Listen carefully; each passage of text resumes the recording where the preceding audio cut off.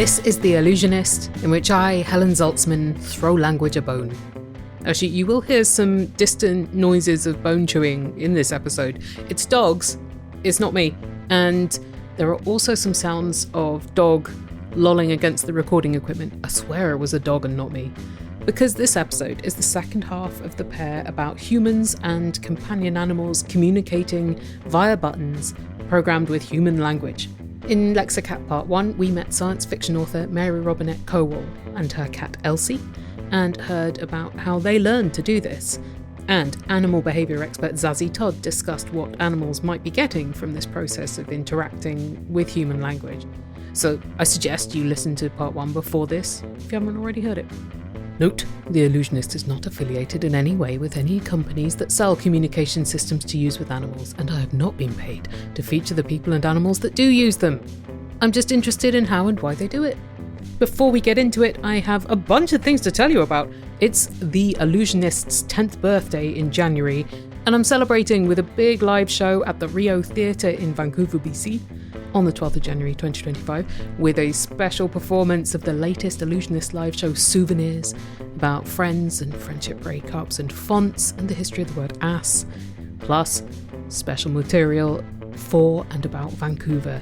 I've linked to tickets at theallusionist.org/events, where you should also go for the dates and times of a special online event this month of December 2024. I will be reading the whole of A Christmas Carol by Charles Dickens over at youtube.com/illusionist show, and you're all invited. I'll be reading it aloud. You wouldn't just be watching me quietly turning pages. And this novel is a real banger. It's so funny, it's so sharp, and it is the stop hoarding your wealth and ruining lives fable for our times, whether or not you're someone who does Christmas. We can have a lot of spooky festive fun. I'd love for you to join me, and the videos will also be on the channel for viewing not live afterwards too. Then, for members of the Allusionverse, we will be watching the finest film adaptation of A Christmas Carol, The Muppet Christmas Carol, as well as other Winterval relevant literary adaptations, Carol and Die Hard. Yeah, Die Hard is a literary adaptation, so there. Also, members of the Allusionverse, if you have questions for Mary Robinette about what you hear in this episode and the first part of Lexicat, she's agreed to answer them, which is very cool of her. She's already been in the Allusionverse Discord responding to some of you. So why don't you join this charming and thoughtful community and watch films and TV with us, and share photos of cookies you've made and comics you've drawn, or just lurk, basking in the satisfaction of helping to bankroll this independent podcast. You can do any and all of that by going to theallusionist.org/donate. Content note, this episode contains mentions of Parkinson's disease, dementia and death. That's human and animal death, but there are no descriptions of death. On with the show.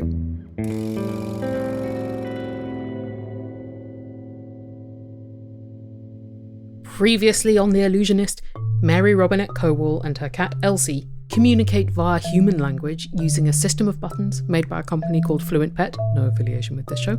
The button use is also recorded on camera and in a log. Mary Robinette's dog, Guppy, uses the buttons a bit too, mainly to say outside and friend. But Elsie uses currently 124 word buttons, which are arranged on hexagonal tiles in different colours.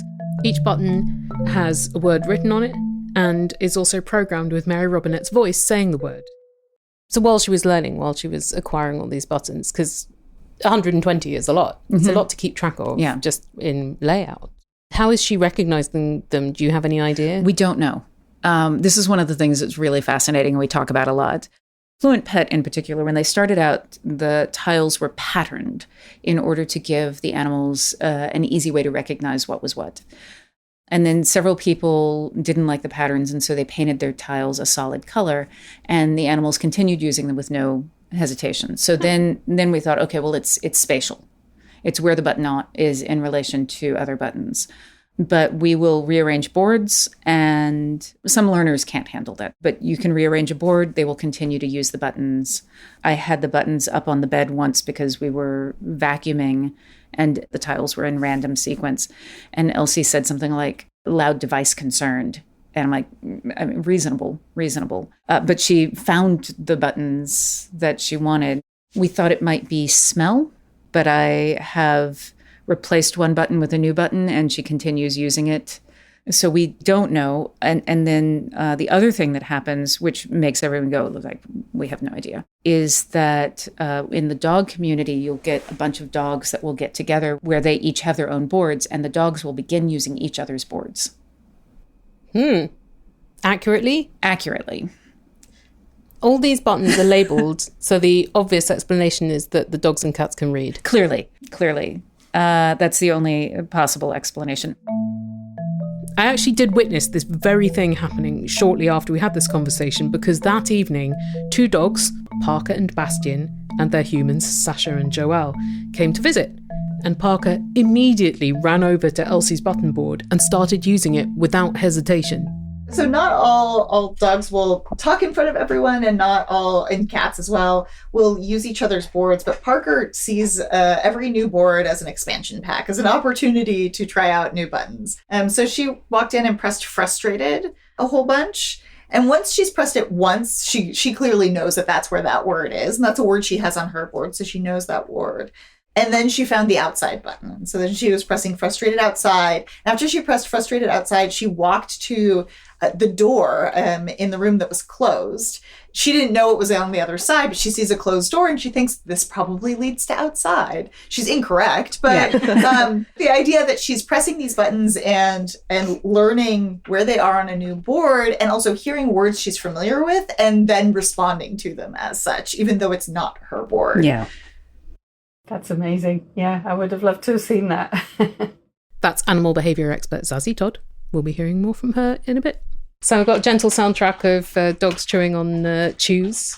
And we now have 3 dog friends and 2 new humans. My name is Joelle Andres, and this is my puppy Bastian. And I'm Sascha Crasnow, and this is my dog Parker. How long have each of you been communicating with human language with the dogs in the ways that you do? So Parker has been using buttons to communicate for about 2.5 years, since she was 6 months old. And Bastian has been learning since June 2020, so we're approaching his 4th year. He was 2 when we started. Now that he's been learning for 4 years, what kinds of things are you teaching him now? His newest buttons, we just gave him actually colors. We gave him yellow and blue, which are 2 of the colors he was learning to discern later last year. Last year was like talking about places, stores, restaurants, and things like that. Now I want to get more into specific, like describing objects or activities. What kinds of conversations do you have with him about restaurants? It's usually us communicating that we're going to go to a restaurant with him. And then sometimes he'll opt in or out of that if he knows that he doesn't want to go out. The other night we were out in Nashville and we were having a conversation about going out. And we asked him if he wanted to go, and he hit bed several times. So we left him home that night. It's very relatable. Yeah. I mean, Nashville's very loud. And that was quiet sound in bed were his big themes in Nashville. And Parker can do jokes, right? Yeah, she's definitely got a sense of humor. Her favorite button is poop, and she uses it a variety of ways, including making jokes. She has some comedic timing. If there's kind of a pause, she'll press it for a laugh and kind of look at you. Classic. I recently gave her an UGG button to try and get her to stop using poop in that way. But for example, if I'm doing something in the other room, like making some noise, hanging like a picture, and she doesn't like it, she'll press poop to express her dissatisfaction. Or if I keep saying no, that we can't do something that she wants, she'll sometimes press poop again to say she's none too thrilled. I find that generally the dogs I've known are quite good at indicating when they're excited to go for a walk or when they want to go outside. So what kinds of things have you learned that you wouldn't have expected to know just from, spending time with your dog and knowing that their personality? Like, what does them communicating using English words add for you?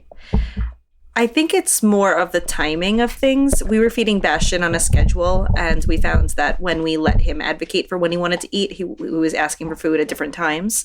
So we changed his feeding schedule. Elsie also, I changed her feeding schedule because of buttons. I also found out that he really likes ice cream trucks, which I probably wouldn't have known. So the things that he comes home and talks about are things that I may not have put together.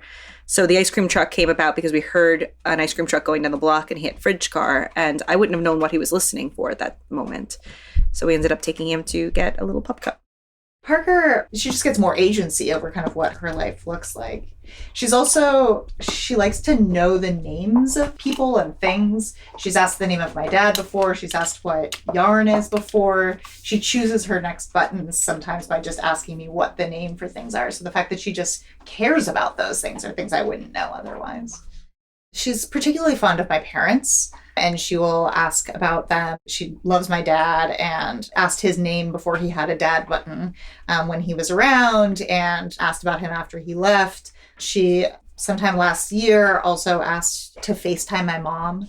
And she said mom device. And device is sort of, things like the phone, anything electronic. And so I FaceTimed my mom, and she kind of came and said hello. So she definitely, the fact that they think about people and other animals when they're not there, whether they're kind of permanently gone or just temporarily gone, is really interesting, and also very much, I think, serves to debunk this idea that they only live in the present. Or that they're only food motivated. Mm-hmm. Also that, right? Like, they care about things other than food. The things she's talking about are so much more expansive than food. And that's the thing about, even with 120 odd words, it's still only 120 words, right? For a language that we use, extensively more than that on a daily basis. So I suppose they've got to get very creative to use 120 words in so many different ways. And they're really creative. That's also something that's so fascinating, is just how innovative they are at figuring out ways to talk about their world with the limited words that they do have. Yeah, one of my favorite Elsie stories is, how cats like the reflective. So my cell phone was reflecting on the ceiling, and she jumps up onto the back of the chair, bats at it, jumps down, and is like, want, jumps back on the chair, bats at it, then comes back down and says, laser bird. And I'm like, yes, that's a great thing to call it. For us, it was the word fridge and water. So we would reinforce the word water by taking the water out of the fridge and refilling Bastian's water bowl. And he began asking for water treats. And I was like, I don't know what a water treat is. Is it ice cream? Was it something liquid? I have no idea. So I would go and try to find things, and he wasn't interested in any of them. And eventually, after his persistence, I realized that he was calling the fridge water, because that's where the water was coming out of. Every time he hit water, I went to the fridge and took out the water. And we have these venison jerky bits from this local farm. Then when we open the package, it has to be refrigerated, and they're his absolute favorite. So that became the start of our fridge button. So then he stopped hitting water when he had a fridge button, and he could ask for fridge treats. Yeah, that's one of the things that always fascinates me, is you can see that they've made a connection, but like which piece of it is important to them is the piece that I'm like, I don't know why this is the important part to you. Yeah. Animal behaviour expert Zazie Todd. I think it gives us lots of really interesting questions to ask about what they understand exactly from these words. But at the same time, of course, they are communicating with us with body language all the time, and it would be nice if we were better at understanding what they're trying to tell us with that too. Yeah, what's a good way to learn about that? Because why have all this time they've been wagging their tails and we're like, oh, they're happy, and they're like, no, that's not it. You're missing it. Well, sometimes we are missing it. It's not necessarily a happy sign. So a tail wag would be a happy sign if it's really wide and loose, and especially if they're wiggling their body with it. But if it's kind of an upright, narrow, that's not happy at all. That's actually perhaps they don't like you, and they might even be thinking of seeing you off. It could be seen as a threat.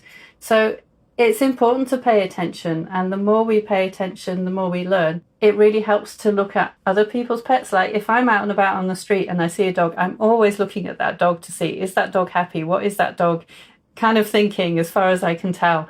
So I think we learn a lot from watching other animals that aren't our own as well.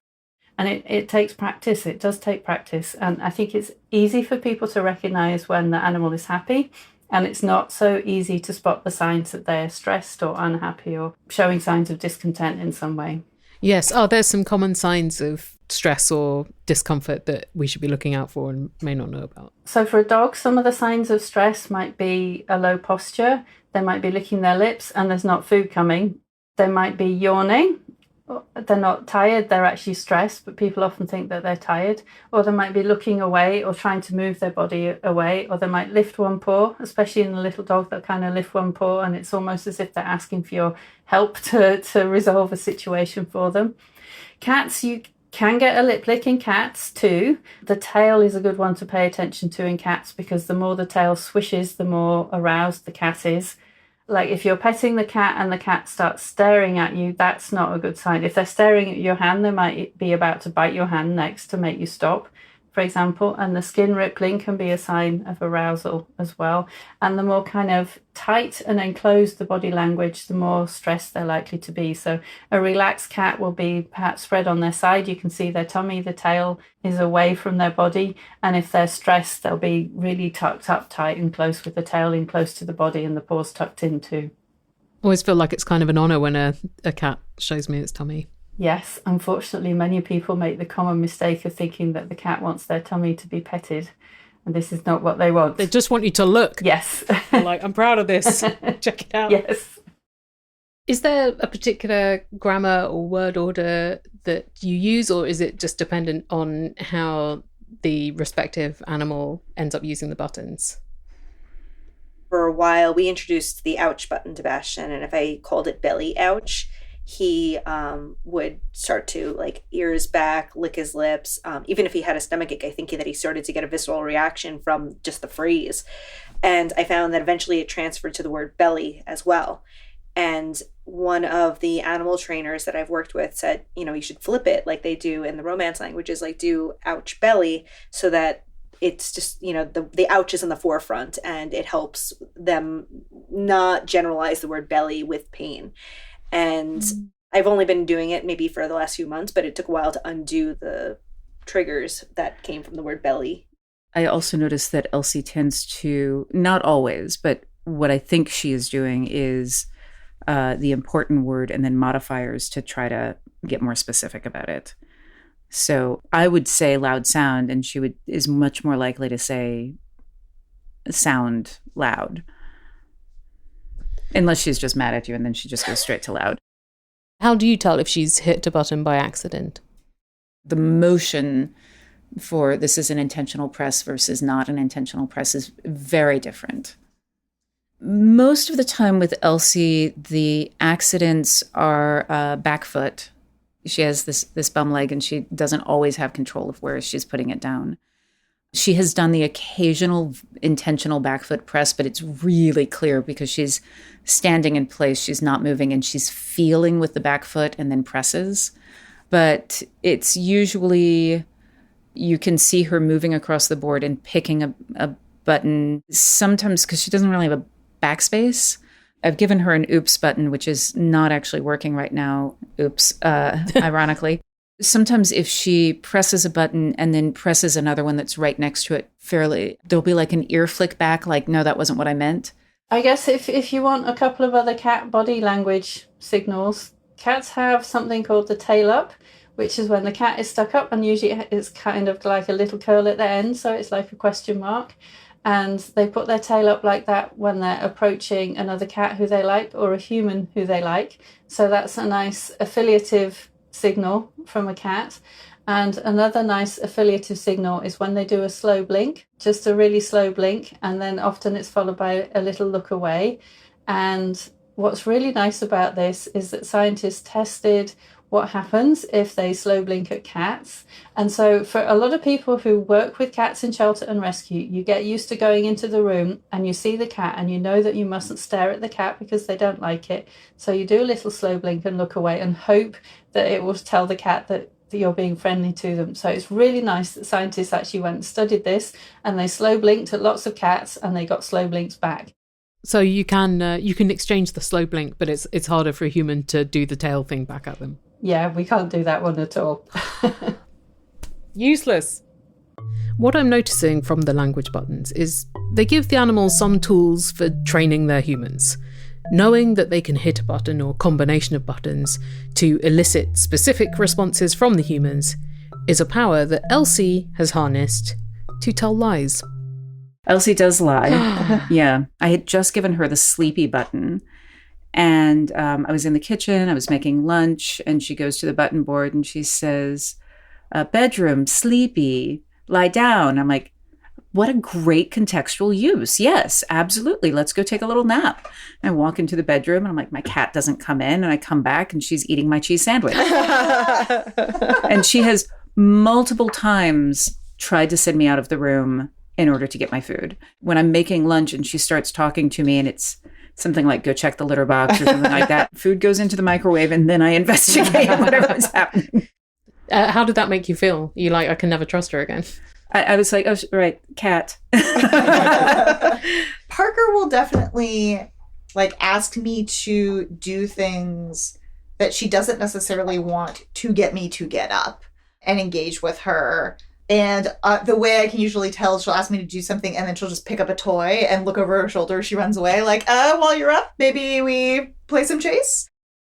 What kinds of reactions do you get from people when they learn that you've taught your animal friends to use the buttons? It's a range of things. Yeah.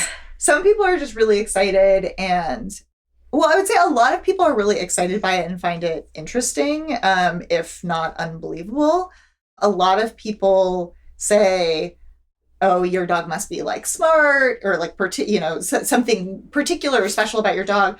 My dog would just ask for food constantly. My dog would nag me all the time. My dog, manipulates me enough as it is, which I'm just kind of like, well, if your dog is already doing that, then this isn't going to make it worse. Like, it's just going to make it more specific and also create a two-way street, right? Like, so when you're first teaching it, yeah, you're doing everything, every single time to reinforce it. But then it's not like an on-demand system, right? It's a way to communicate. So it's, I want this now. It's like, well, right now we can't do that, right? Right now I'm busy, but we can do it later, right? Or we can do something else instead.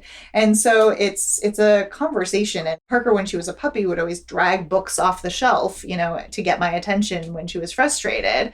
And now she just tantrums on the buttons if she's frustrated, which is much more productive because we can at least have a conversation about it and I can give her something else to satisfy her. And so I think the idea that the buttons like can create behavior is like a misunderstanding of what's going on. It can, I think, mediate behavior. It doesn't change their personality. Yeah, exactly. I'm just thinking about how many things I thought Bastian enjoyed until we got the buttons. Oh, no. And I was like, I'm doing this great thing. I'm taking him camping. And I was convinced he loved camping. And the first time we took the buttons camping, he was asking about the fridge. He was like, where's the fridge? And I was like, we didn't pack it. And he was like, where's home? And I'm like, we also didn't pack that. And it became very evident that he does not like camping. Most people are incredulous. Some people are immediately into it. Other people think that it's much more of a, oh, your cat presses buttons on command. I'm like, have you met a cat? Typically obedient animals. And I think one of the big differences with a cat versus a dog is that people know that dogs can be trained to do things and people assume that cats cannot, even though Elsie actually has more tricks than Guppy does. So when you hear that a cat is doing a thing, they're like, oh, that is something that the cat is definitely choosing to engage in. One of my favorite research papers talked about how they had 12 cats engaged in the study originally, but one of them escaped through the ceiling. So you know that if a cat is doing a thing, it is their choice and it is fully intentional. And when I start talking about the kinds of things that Elsie says, I think I get more buy-in than I would if I were talking about a dog doing the same thing. I notice that I don't get the kinds of comments that I see people getting on the dog accounts. Like, oh, you just trained the cat to do this. This is all fake. It's like, obviously, if you've ever met a cat, you know that this is much less biddable. Yes. The negative comments that I get are that it's just random and that I am seeing patterns that aren't there. We had someone over and they were interested in the buttons. They were like, oh, that's really cool. That's really neat that you've got that. We were talking and Elsie had not said anything, but she just looked at them both, went to the button board, made eye contact with one of them in particular and said, loud. Scathing. and then just walked away. And they were like, oh, I do actually get told all the time that I have a very loud voice. And like lowered their voice. Her husband said, that is the moment when I became a believer. I don't know why indictments like that feel worse coming from animals than humans. Because you know that they're not going, well, I shouldn't say they're not going to lie. Clearly, Elsie has. They're not going to lie to make us feel better. No, that's correct. Exactly. I think that there's always going to be skeptics. I'm more than happy to engage in conversation with someone that has healthy skepticism because there's always room for improvement in what we're doing. But it's when you get like people that are just nasty for the sake of being nasty.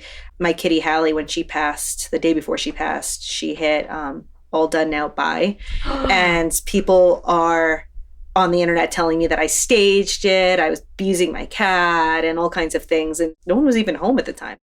And I think, when people are making these claims about them being staged, it's what's so frustrating about folks that are creating content that is just like for fun, because they're not creating content as if this is genuine communication. They're using something that's made for greater agency and actually denying that opportunity to those animals for the sake of making content that is, quote unquote funny. I mean, most of the time it's like misogynist and curse words and things like that. And it's just like, I personally think a lot of those accounts are just like cheap jokes. When you are living with this, there's a lot of ways that you're like, oh, this is obviously not a real thing, especially when there's a punchline and lots of cutting. It's like, this is obviously a scripted content. I don't think it's that funny, but then it's also doing harm with this tool that is really giving animals that live in our lives, like as captive animals, more agency, and instead using it as like a tool to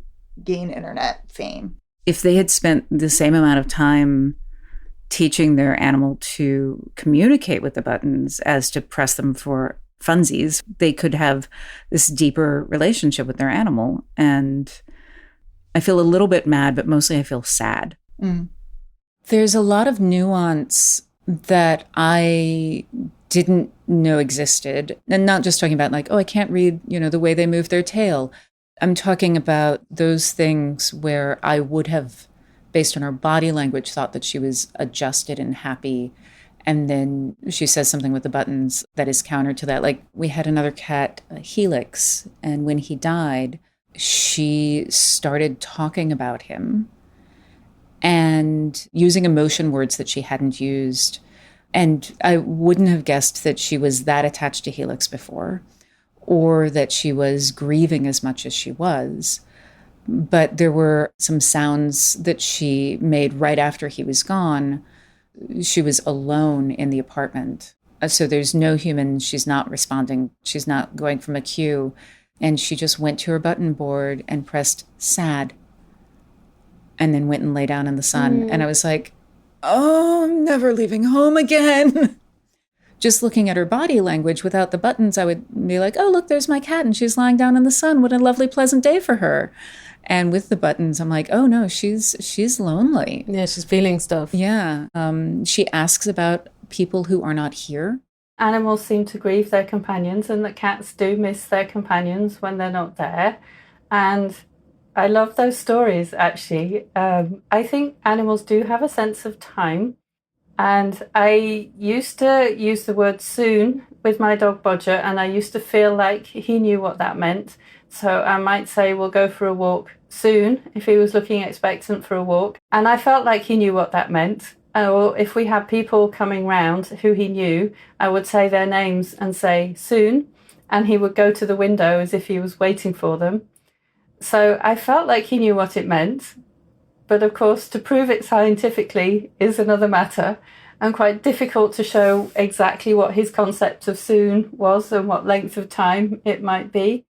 And there was even a time when we had to be out of the house for longer than we'd intended to be. So we were actually coming back quite late, and I was a bit worried about him being home on his own. So when we were 10 minutes away from home, I actually rang and spoke to the answer phone and said, Bodger, we'll be home soon. And I felt when we came home like he was different than I thought he would have been with us being away for that length of time. So I felt like he understood, but I can't prove it. And it may simply be that he heard my voice and he liked hearing my voice and it didn't make him feel alone. Aw. But we know that they have a sense of time because if you take your dog for a walk at the same time every day, they will start coming and looking for you at that time, or they will even bring you the leash. So they do have a sense of time. I have been told, I don't know how many times, that cats have like a 5-minute memory or something ridiculous like that. Like, just obviously very false. I'm like, this person has never spent time with a cat because they can hold a grudge. I knew that they had emotions. I knew that they had opinions. I knew that they could feel sad. They could feel angry. But I didn't know that they had like this inner life where they were thinking about things. Like after you all left yesterday, Elsie came out and, was like delicious quiet. I'm like, oh, baby. Even with this lifelong love of animals, I had absolutely bought into the thing of, once the immediate stimulus is passed, they're fine. And hadn't thought about the way things linger and they continue to think about it.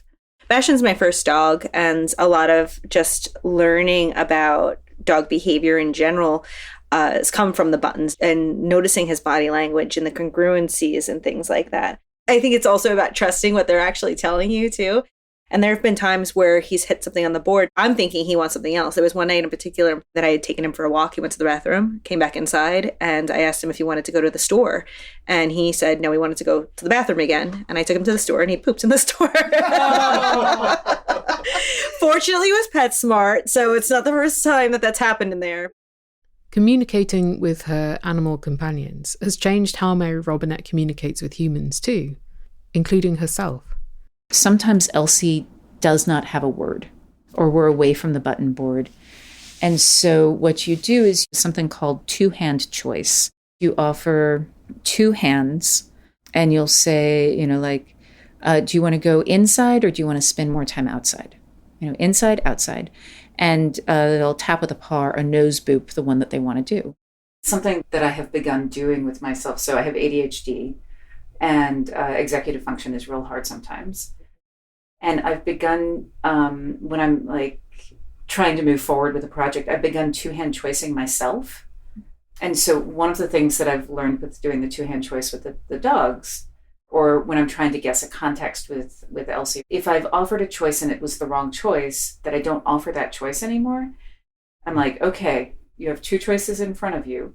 You can answer the emails or you can take a nap. But taking a nap has not served you anymore, so you can answer the emails or you can do the dishes. Two-hand choice. So I've begun using that framing for myself. Mixed results in much the same way it is with the animals sometimes. But that kind of framing has been a thing that has been happening with my brain. For me, it's reducing the executive function load, the decision-making load, by trimming it down to 2, and also by saying that hasn't served you before. Like, that was a bad choice. I'm always saying to Guppy and Elsie, good choices. And I have also found myself saying that to myself. It's like, good choice. you did open the email. Good choices. It's like a flowchart in real time. Mm-hmm, yeah. A few months before we met, Mary Robinette's mother Marilyn died. She had had Parkinson's disease, which is what my father died of 2 years ago, with some pretty brutal dementia in his latter years. And I wish I had had this conversation with Mary Robinette while my dad was still alive.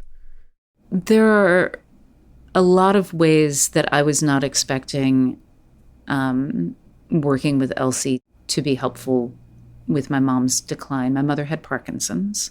Parkinson's does a lot of things, and people focus on the tremoring, but one of the things it does is it slows down the processing speed. You would say something and she wouldn't respond, and then you'd fill the silence, and it didn't give my mom space to express herself. And with Elsie, one of the things that they talk about is that it can take 5 to 40 seconds for a cat to respond.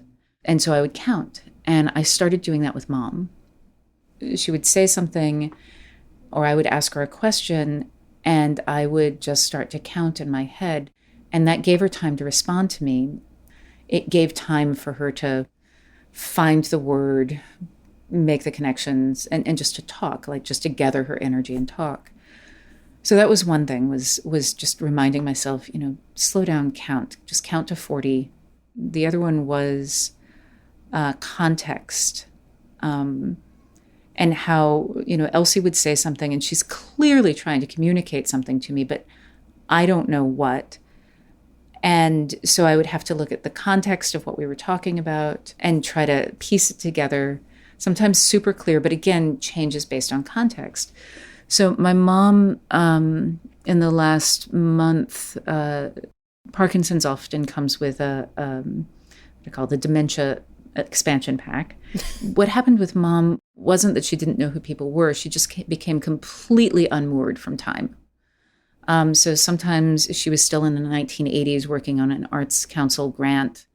Other times she had fast forwarded it and we were getting ready for Christmas. So it was just meeting her where she was. Yeah. For my dad, it was the 1970s and he had to get to London for a very important art event or to watch a rugby match. And we'd have to say, it's okay, Dad, it's Tuesday. The rugby's not on Tuesdays. Which he did remember because some of the last information to stay with my dad was rugby related. There were two things that I remember where I felt like I was using the Elsie skills. One was that she kept saying things like, why don't we move the marble top dresser in here to put the food on for when the company comes? Or let's do this thing for when the company comes. Let's do that for when the company comes. And the company was not coming. I would always just treat it like improv and I would just roll with her. But I'm like, why does she keep doing this? What contextually is she trying to communicate with the tools that she has? And I realized that she had always liked the house kept a certain way. She did correct me on this. Mom liked the house kept the way it should be kept. Yeah. As decreed by neutral forces. Yes, with the International Convention. And I kind of looked at the house. I'm like, yeah, no, the house is actually a little bit of a mess right now because we were like full-time caregiving.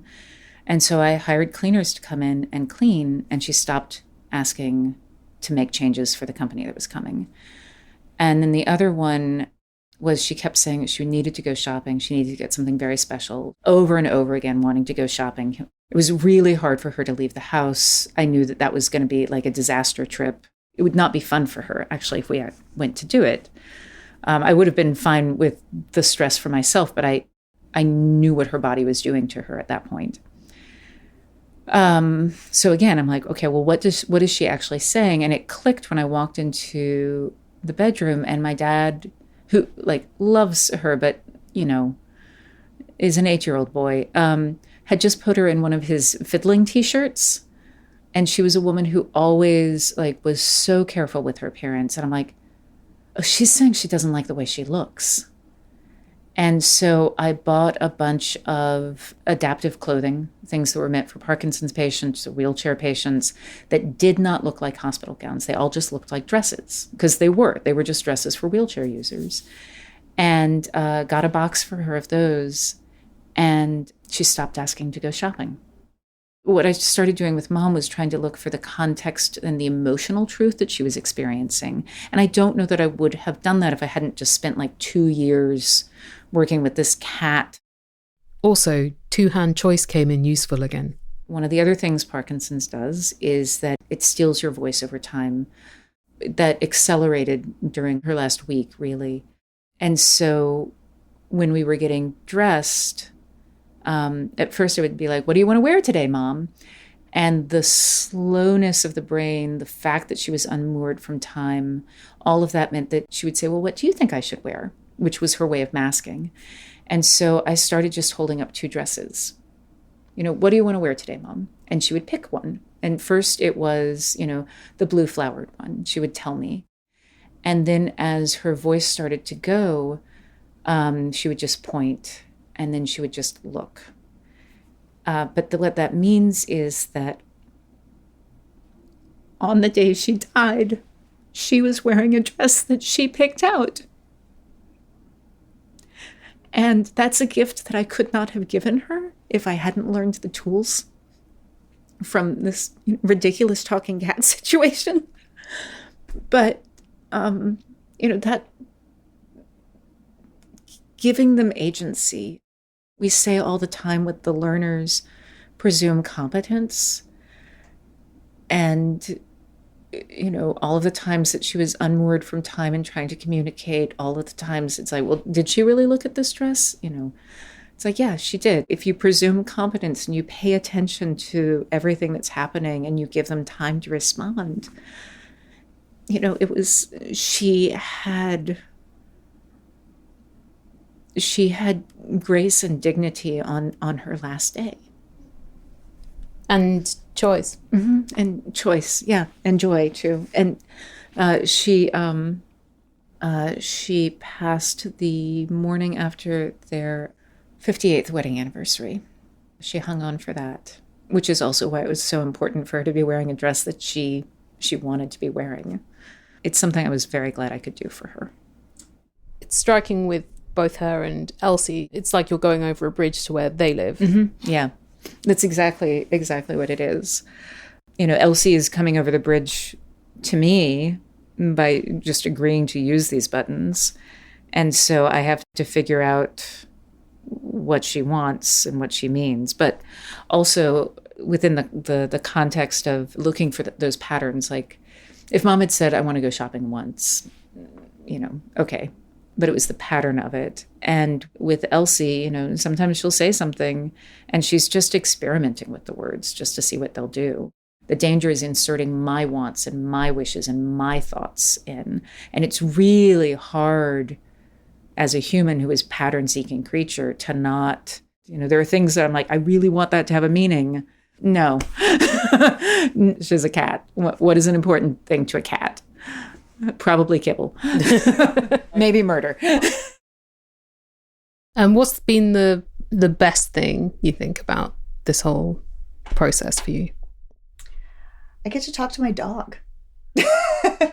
Honestly, that's something I've probably wanted since I was a kid. And I get to talk with her and I get to help her live her best life.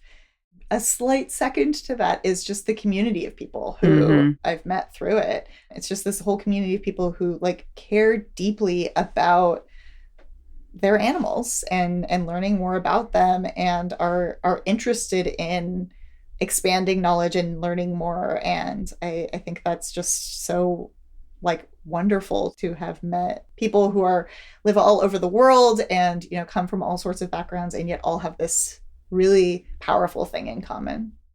I would agree with that. The community is huge too because it's a lot of troubleshooting and problem solving. It's interesting to see which animals use similar combinations. I think Buster or Juno had used squeaker car after Parker had used squeaker car for ambulance. And there's two dogs on opposite sides of the country that are both using the same combination for the same meaning. And so almost creating a dictionary of sorts of what it could potentially mean when they press a pattern and just having each other to cheer each other on. It refocuses you on the way we all started because we wanted to learn to communicate with our pet, not because we wanted to become internet famous. Because at the end of the day, I'm still going to keep communicating with my dog using the buttons, whether or not we're posting it online. Give it a try with your learner. Even if you approach it just as an enrichment activity, just as a game, it's still worthwhile just to see what will happen. And I think that too, sometimes people see on the internet dogs with 122 buttons and think that I don't have the time for that, but you don't need to have that many. You could just have 4, you could just have 12, you could just have 1. And I think that going into it just open-minded and not knowing where it could go is the first step. I think actually that's one of the bigger changes is that I used to just be able to talk to Elsie to mask the fact that I was talking to myself. And now I'm like, oh no, you understand more of this than I think you do. She knows all your secrets. She does. And worse, she can tell people now. Yes.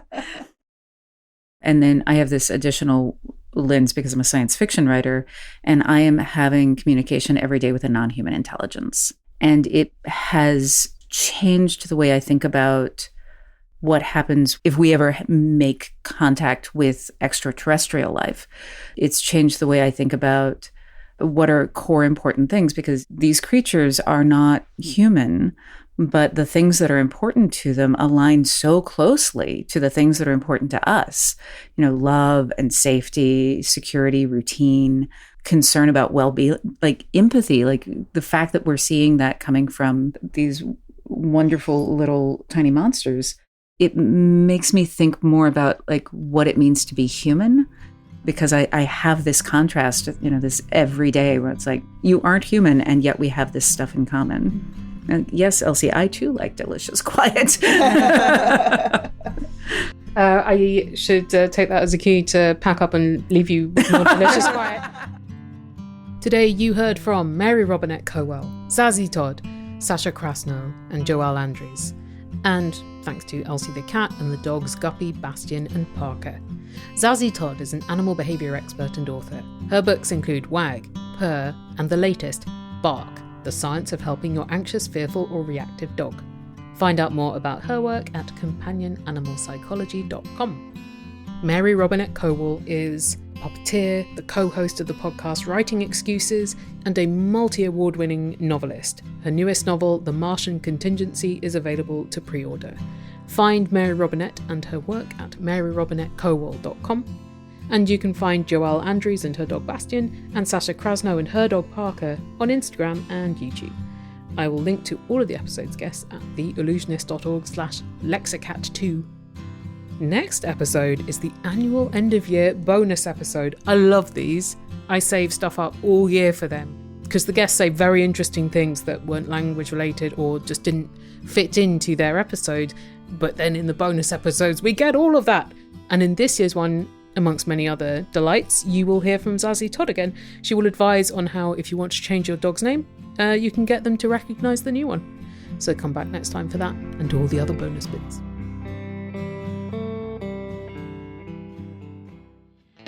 Your randomly selected word from the dictionary today is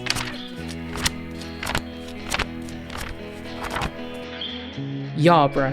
Noun, in bridge or whist, a hand with no card above a 9. Origin 20th century, named after an Earl of Yarborough, said to have bet 1,000 to 1 against its occurrence. Try using Yarborough in an email today. This episode was produced by me, Helen Zaltzman, on the unceded, ancestral and traditional territory of the Musqueam, Squamish and Tsleil-Waututh nations. Martin Austwick provided production and editorial assistance and also composed the music. Find his songs with lyrics at palebirdmusic.com.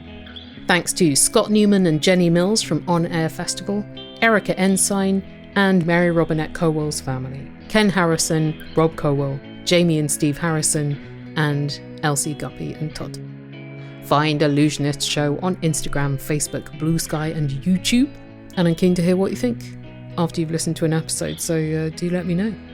And you can hear or read every episode, get more information about the topics and the guests who talk about them, see the full dictionary entries for the randomly selected words, keep track of events coming up like the 10th birthday live show and the readings of A Christmas Carol, and donate to the show and become a member of the Illusiverse.